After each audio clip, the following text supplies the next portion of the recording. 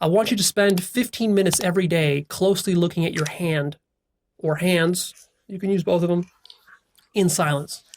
Set a timer for 15 minutes and then just sit there and look at it for 15 minutes straight without thinking about it.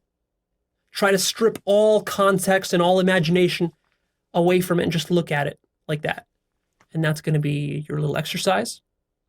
And another one that I highly recommend is that you do the same thing but with an object. So take a small object like this pen or a book or a pencil or something, post-it note, and just sit there and look at it the way that I showed you for 15 minutes straight with a timer.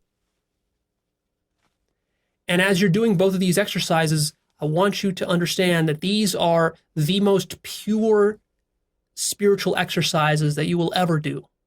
There is no more pure form of spirituality. Forget about prayer, forget about yoga, forget about all that horse shit. This is where it's at, right here. If you can't be conscious that this pen is God, then none of your spirituality matters. None of it matters. If you can't be conscious that this pen is you, none of your spirituality matters. I want you to be reminding yourself. Your mind is still going to be active. You're not going to be able to completely turn off your mind for 15 minutes unless you're super experienced at meditation. So for most of you, your mind is still going to be churning. So as long as it's churning, you can use it to help you a little bit. And the way you can use it is you can use it to remind you that this right here, this hand, this is consciousness. And this pen right here, this is consciousness. And so, in fact, you could take the pen and put it in your hand like this. So you got both of them. And as you're sitting there, keep reminding, so you're looking at it, you're feeling the actuality of this thing here. And then I want you to just subtly use your mind to remind you that this is all consciousness.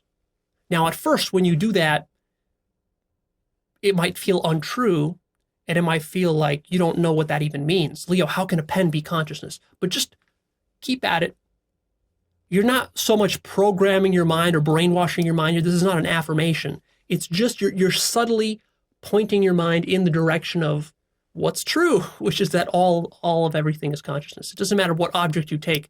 You could take a tennis ball, a cat, a dog, a human, a tree, a spaceship. It's all going to be consciousness, right? So it doesn't matter which objects you use. And just keep doing that. Keep doing that. And you'll start to notice some benefits from this. You'll start to notice how you're actually drawing yourself out of your mind and into the real world. And now you start to see what real spirituality is about.